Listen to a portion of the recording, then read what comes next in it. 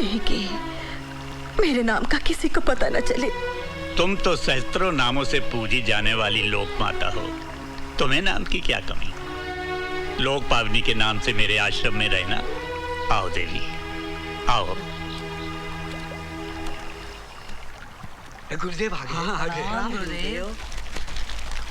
प्रणाम गुरुदेव। सरस्वती जी गुरुदेव। विद्या जी गुरुदेव। ये लोक पावनी देवी हैं। इनके पदार्पण से हमारा आश्रम धन्य हो गया। अब ये यहीं रहेंगी। तुम सब इनकी सेवा के लिए सदा तत्पर रहोगी। जी गुरुदेव। ले जाओ इन्हें। अच्छा गुरुदेव। जाओ बेटी।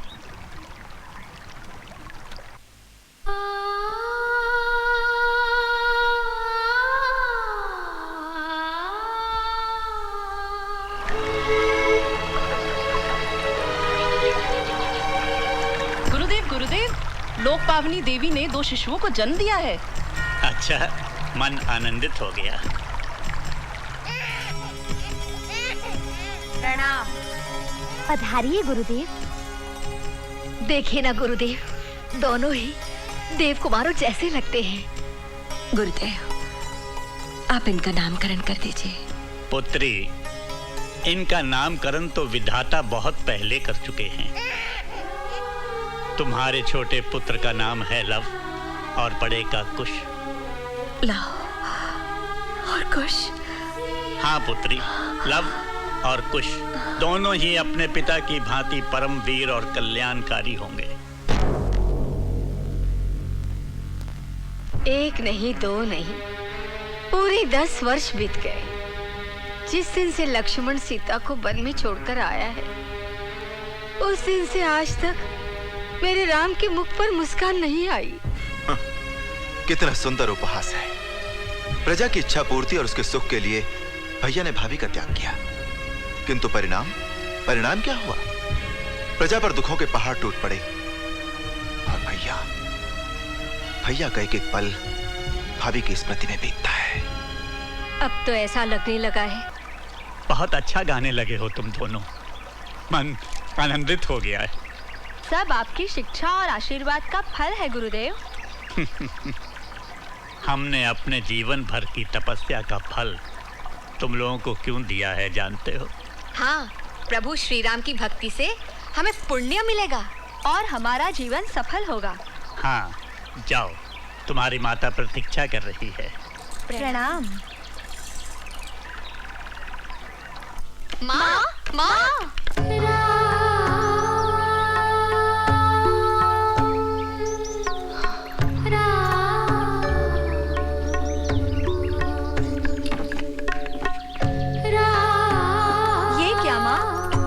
अच्छा नहीं गाया? हमसे कुछ अपराध हुआ है माँ?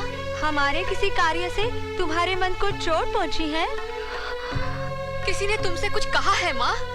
बताओ माँ, तुम्हें क्या कष्ट है? क्या चिंता है माँ? जो पुत्र अपनी माँ की चिंता दूर न कर सके, उसका जीवन व्यर्थ है। बोलो माँ, बोलो, तुम्हें क्या चाहिए? यदि तुम कहो तो हम तुम्हारे चरणों में स्वर्ण का अंबार लगा दें। तुम दोनों मेरे लिए किसी भी स्वर्ण के अंबार से बढ़कर हो। पुत्रों, मेरी संपदा हो। तुम्हारे अतिरिक्त मुझे कुछ भी नहीं चाहिए। तो फिर तुम रो क्यों रही हो माँ? तुम दोनों के मुख से रामायण का मधुर गायन सुनकर मेरा हृदय भर आया और खुशी से आंखें भर आई। क्या खुशी में भी आंखें भर आती है माँ?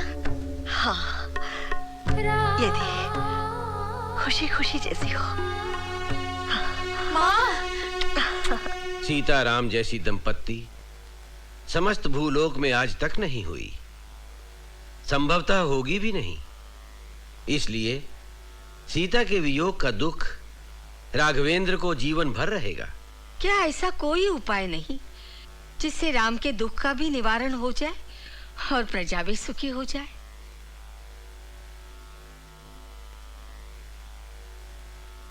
एक उपाय है। कौन सा मुनिवर? अश्वमेध यज्ञ। इससे राघवेंद्र का दुख तो दूर होगा ही, उन्हें यश भी प्राप्त होगा और प्रजा के सिर पर मंडराते संकट के बादल भी छट जाएंगे। किंतु गुरुवर, क्या भैया इसके लिए तैयार होंगे? अवश्य होंगे। श्री राम की प्रजा बहुत दुखी है। मेरी प्रजा दुखी हो गई?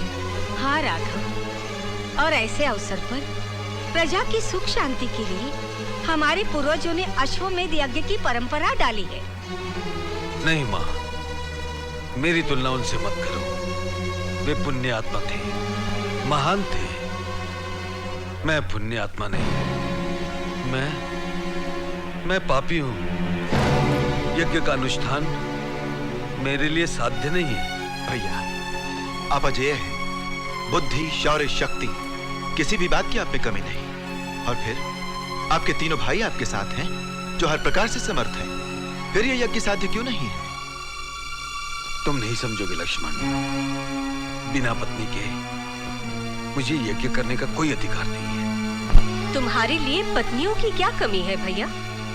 तुमसे विवाह करने के लिए अनगिनत राजकुमारियां पड़ी हैं। शांता दीदी, अपने भैया को भली भांति जानते हुए भी आज तुमने इतनी बड़ी बात कह दी। बुरा ना मानना भैया, यदि तुम यज्ञ नहीं करोगे तो प्रजा के दुख कैसे दूर होंगे? तुम्हें दूसरा विवाह करना ही होगा। दीदी, सूर्य पूर्व की अपेक्षा पश्चिम से निकल सकता है, चंद्रमा अपनी शीतलता बरसाना छोड़ सकता है, लेकिन तुम्हारा भैया राम, आप सबका प्रिय राम, अपना एक पत्नी व्रत कभी भंग नहीं कर सकता।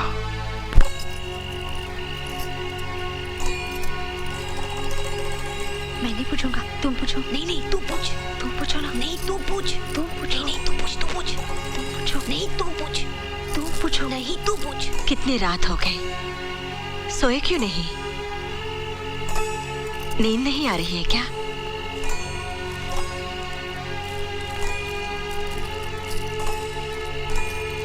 हाँ माँ, नींद नहीं आ रही है।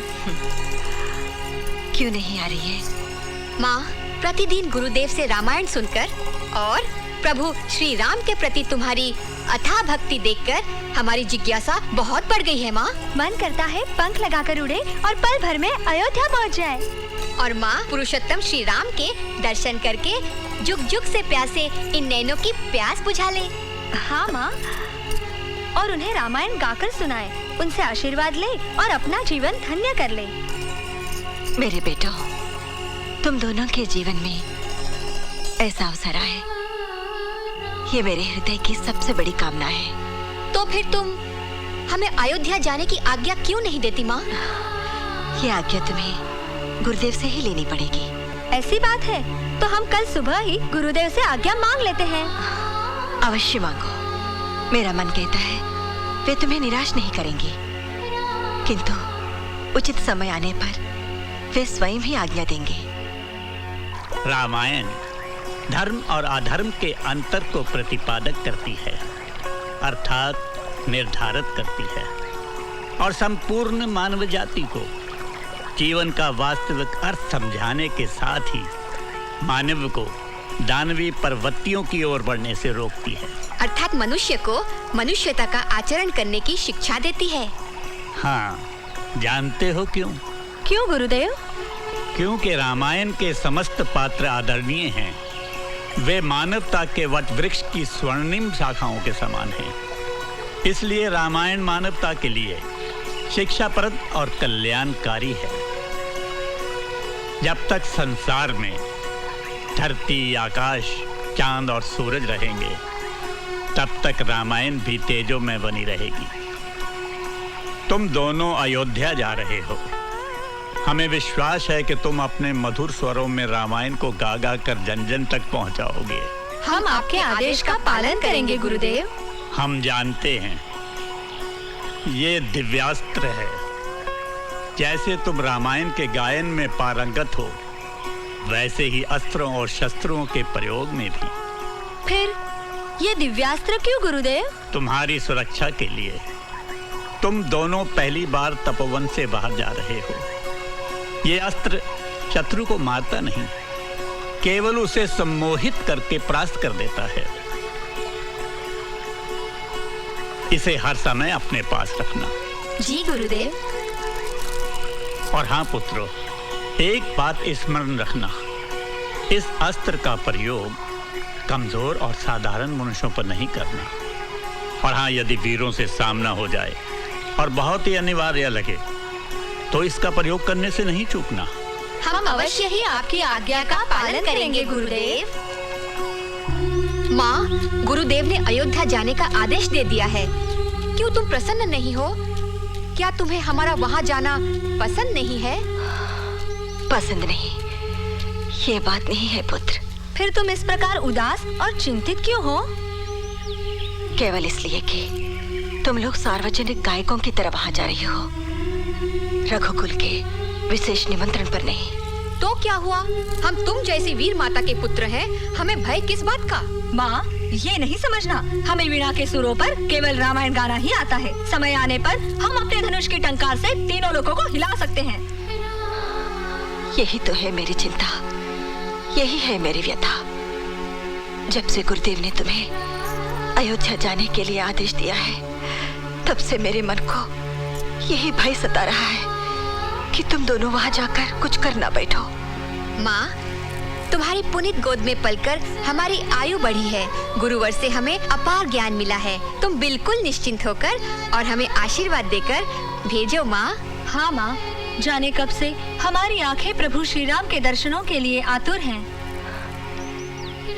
दर्शन करो पुत्रों, चाहो तो अपनी आंखों पर मेरी आंखें भी लगाकर प्रभु को जी भरकर देख कर आओ।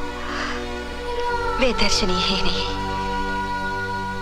पूजनीय भी है। रामचंद्र, तुम्हें स्मरण है उस दिन तुमने सीता के बिना यज्ञ करने से मना कर दिया था? जी। आज हम तुम्हें यही बताने के लिए आए हैं कि सीता के बिना भी तुम यज्ञ कर सकते हो। सीता के बिना कैसे? हमने गहन चिंतन, मनन और अध्ययन के बाद एक उपाय ढूंढा है। कौन सा उपाय?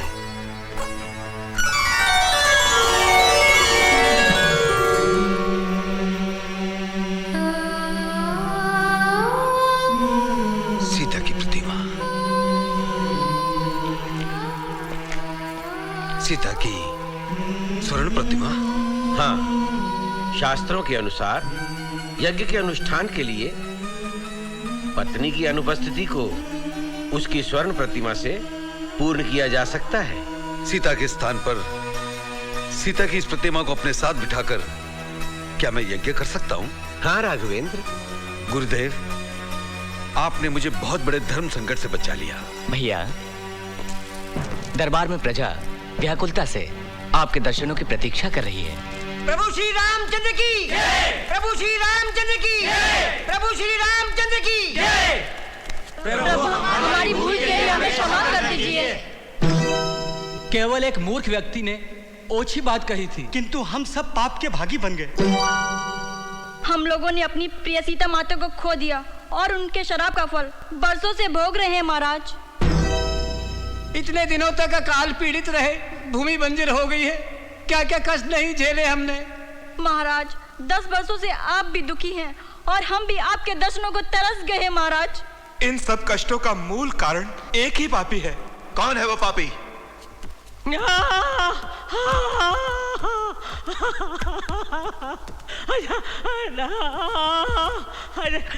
महाराज, ये मेरा पति पचकौड़ी है।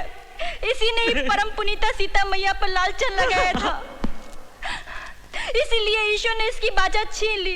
प्रभु, बरसों से ये अपने पाप का दंड भोग रहा है। प्रभु, बस करो पचकौड़ी, पछतावे के आंसुओं ने तुम्हारे सारे पाप धो दिए। सच है राघव, इनके जैसे होनहार सपूतों को छोड़कर कोई भी माँ नहीं रह सकती। पुत्रों, तुम्हारे गायन से हमें बहुत आनंद मिला। ये लो तुम्हारा पुरस्कार। नहीं राजमाता, हम तो मुनि कुमार हैं। स्वर्ण और रत्न लेकर क्या करेंगे?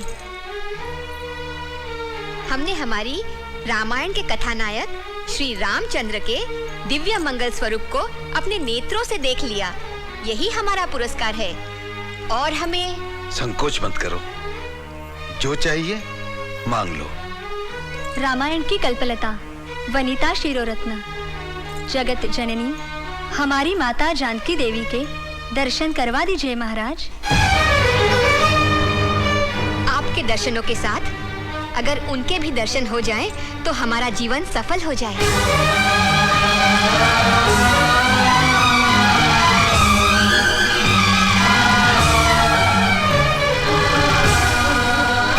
राजमाता, पुरुषोत्तम श्री राम चले क्यों गए? वे अपना मुंह क्यों छुपा रहे हैं? बोलो सीता, बोलो। मैं उन बालकों को क्या उत्तर दूं? क्या उत्तर दूं? बोलिए ना राजमाता, आप मौन क्यों हैं? क्या हम माता जानकी के दर्शन नहीं कर सकते? क्या हम पर उनके दर्शनों का प्रतिबंध है? हे जगत माता, एक बार बाहर आओ। हमें दर्शन दो। दर्शन दो सीता माता। जगत जननी हमें दर्शन दो। जगत जननी हमें दर्शन दो। हमें दर्शन दो। सीता माता, जगत जननी हमें दर्शन दो। वो नहीं आएगी मुनि कुमारों, वो नहीं आ सकती। किंतु क्यों? क्योंकि वो यहाँ नहीं है। यहाँ नहीं है तो कहाँ गई? उन्हें वनवास दिया गया है। किसने दिया उन्हें वनवास? राजा राम नहीं, राजा राम की विवशता ने, उनके कठोर राजधर्म ने। क्या? राजा राम ने स्वयं माता जानकी को वनवास दिया? हाँ। सीता माता का इतना घोर अपमान? करुणा के सागर कहलाने वाले प्रभु श्री राम इतने कठोर? हम दिन रात जिनकी आराधना करते हैं, वे इतने निष्ठुर? माता सीता के बिना श्री राम का चरित्र क्या है? माता जानकी के बिना रामायण में रस ही क्या रह जाता है? अकेले राम नाम से मुक्ति कैसे मिल सकती है? मोक्ष कैसे मिल सकता है? माता जानकी